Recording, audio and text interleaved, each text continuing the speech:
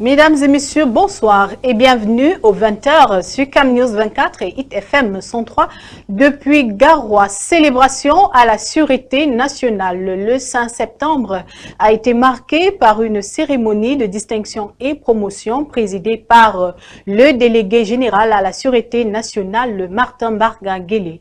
Les policiers sont exhortés à redoubler d'ardeur à l'approche de la présidentielle. Violence sexuelle sur une adolescente. Une jeune fille de 14 ans révèle avoir subi des violences sexuelles infligées par son père pendant plus de 7 ans à Valais-Bessengue, à Douala. Une plainte a été déposée au commissariat et l'auteur a été interpellé. Voilà pour le sommaire de ce journal.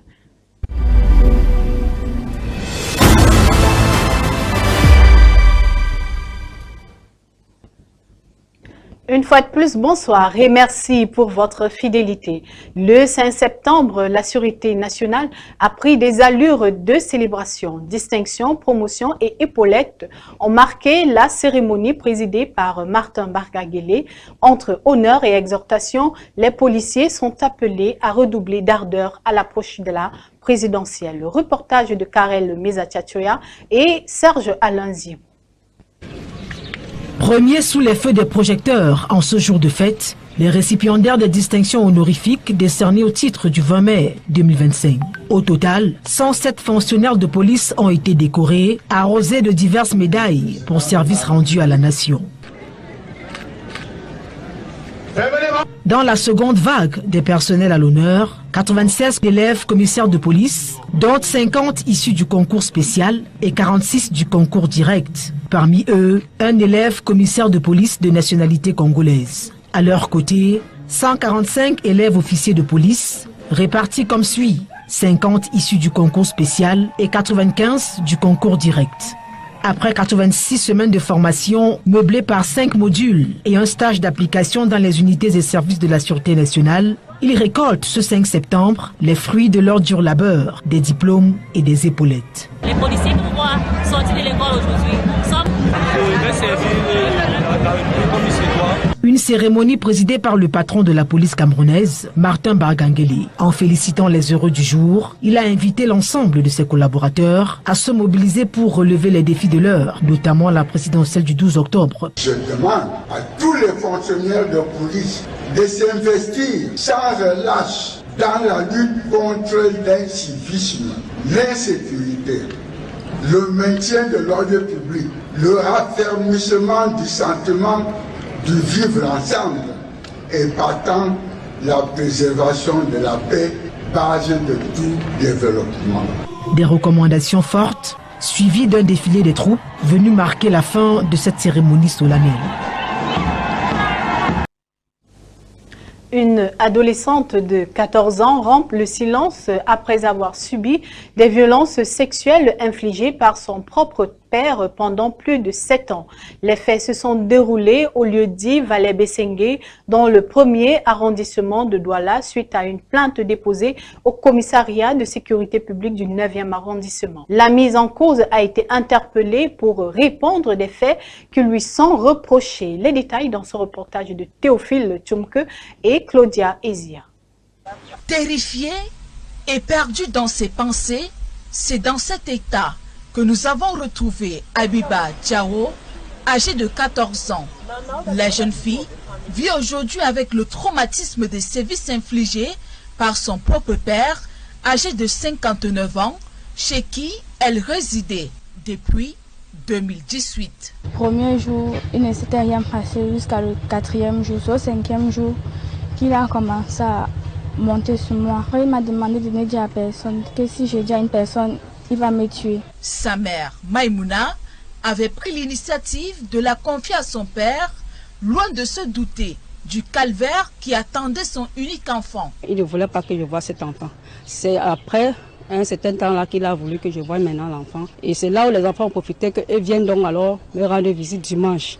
Ce n'est qu'après avoir passé quelques moments auprès de sa mère qu'Abiba a trouvé le courage de révéler les abus qu'elle subissait. C'est là, elle dit que j'ai envie de te parler.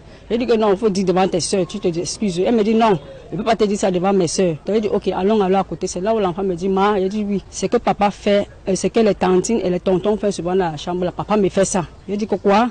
Je me suis écoulée. Suite à ces révélations, la mère, appuyée par certains membres de sa famille, a déposé une plainte au commissariat de sécurité publique du 9e arrondissement de Douala. Une démarche qui a conduit à l'arrestation du présumé violeur.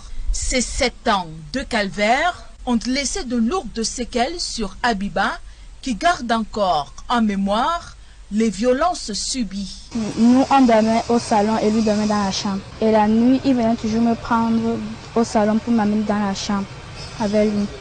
Il éteignait toutes les lumières et ma petite fille dormait au salon. Il doit subir une opération chirurgicale au niveau de ses parties intimes. On a tout fait les examens, on a demandé opération d'urgence, que vraiment on m'aide par rapport à cet enfant pour son opération. Quant aux mises en cause, il sera déféré dans les prochains jours à la prison centrale de Nouvelle pour répondre de ses actes. Le port de Douala au scanner, le rapport de l'Observatoire des pratiques anormales, fruit du partenariat entre la CEMAC et l'autorité portuaire, mesure progrès et lenteur dans la circulation des marchandises. Michael Tchekio et Marius Kursou nous feront le point. Une rencontre de haut niveau qui a réuni l'Institut des statistiques et de l'économie appliquée de la CEMAC et le port autonome de Douala. À l'ordre du jour, la restitution du rapport portant sur l'Observatoire des pratiques anormales le long des grands corridors de l'Afrique centrale. Le temps global de transit, qui était jadis de 14 jours, a été réduit à 8 jours. 8 jours et demi, on peut dire entre 8 et 9 jours. Ensuite, il y a eu une appréciation de la direction générale du port autonome qui, dans ses propres activités qui lui reviennent, ces activités ont été appréciées par l'ensemble des usagers. Les conclusions dressent un premier état des lieux encourageant.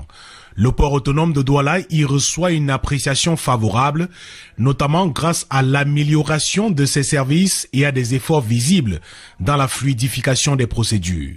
Les résultats qui nous sont présentés aujourd'hui donnent une mention honorable au port de Douala, laissant donc apparaître une forte amélioration de la qualité des procédures de passage portuaire des marchandises.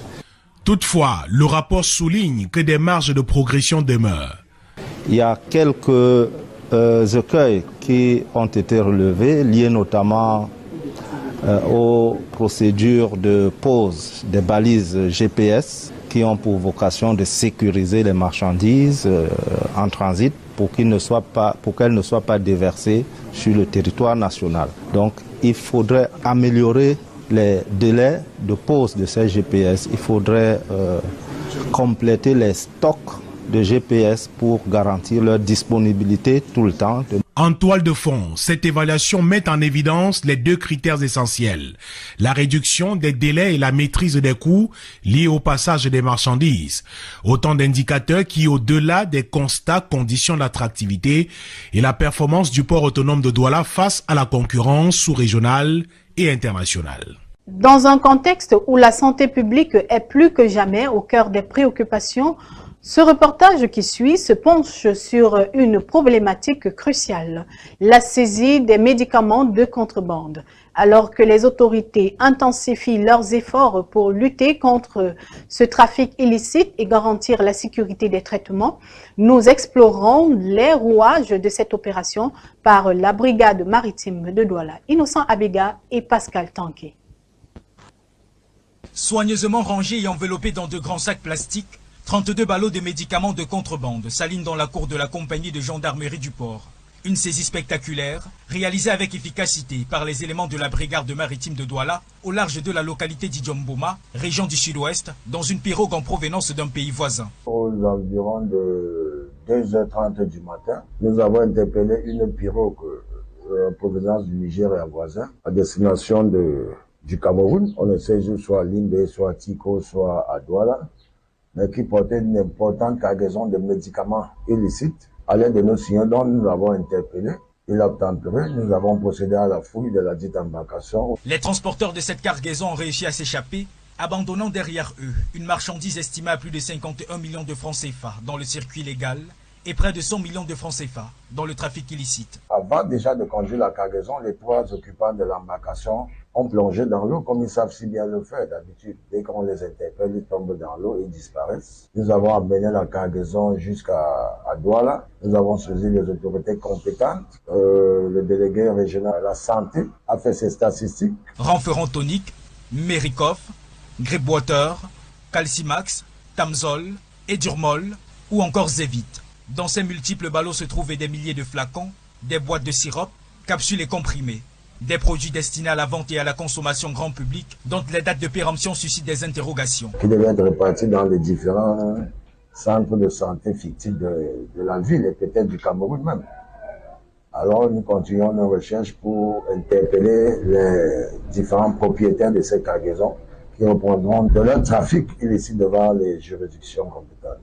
Face à cette menace, les autorités appellent la population à redoubler de vigilance dans l'achat des médicaments, particulièrement sur la voie publique. Aller acheter leurs produits en pharmacie sur ordonnance médicale. Les produits de rue, bien sûr qu'ils sont moins chers, ils sont à la portée du citoyen lambda, mais le moins cher coûte cher, comme on dit souvent. Les produits saisis seront examinés par les autorités compétentes avant d'être purement et simplement détruits. À l'international, en RD Congo précisément, le verdict est tombé dans le procès de Constant Mutamba. L'ancien ministre de la Justice a été condamné à 3 ans de travaux forcés et 5 années d'inéligibilité pour détournement de fonds publics initialement alloués à la construction d'une prison. C'est la fin d'une saga judiciaire qui aura duré plusieurs mois à Kinshasa. Reportage. Constant Mutamba est arrivé à la cour, le poing levé dans un véhicule blindé de l'armée congolaise. L'ancien ministre de la Justice est resté serein tout au long de l'audience. Alors le président de la Cour de cassation a affirmé que Constant Mutamba a ordonné le virement de 19 millions de dollars à une société de construction pour un projet de construction d'une prison à Kisangani sans autorisation du gouvernement. La Cour a insisté sur le fait que l'intention de détourner cet argent est évidente, tout comme les violations des règles de passation des marchés publics. Alors pour les avocats de la défense qui plaidaient pour l'acquittement, eh bien, le verdict est sévère. La RDC, notre pays, le président a déclaré que la justice elle est malade. Comme elle est malade, donc je ne peux pas dire que la décision est bonne ou mauvaise. Mutamba n'a pas volé l'argent, n'a pas détourné l'argent, tout l'argent se trouve dans les comptes. Mutamba n'a bénéficié d'aucune circonstance atténuante. Aujourd'hui, il écope une peine sévère, beaucoup plus sensible concernant la privation des droits politiques. C'est la partie la plus... Pour moi, les 3 ans, oui, on peut peut-être après 20 mois, on peut demander, mais 5 ans d'inéligibilité pour quelqu'un qui a 36 ans, c'est-à-dire il doit se projeter peut-être à 45 ou à 48 ans. Et pourtant, Mutamba écarne aujourd'hui l'espoir d'une nation, l'espoir d'un peuple libre. Un important dispositif policier a été déployé devant la Cour de cassation de Kinshasa. L'objectif, eh bien, c'était d'éviter tout débordement. Des centaines de sympathisants s'étaient réunis depuis hier soir au domicile de l'ancien ministre pour afficher leur soutien avant d'être dispersés par les forces de sécurité. Voilà, mesdames et messieurs, nous voici à la fin de cette édition du 20h sur Cam News 24 ITFM 103 depuis Garoua. Merci de nous avoir suivis. Excellente semaine à tous et à toutes. Et le rendez-vous de demain sera avec Christian Rouré. Au revoir.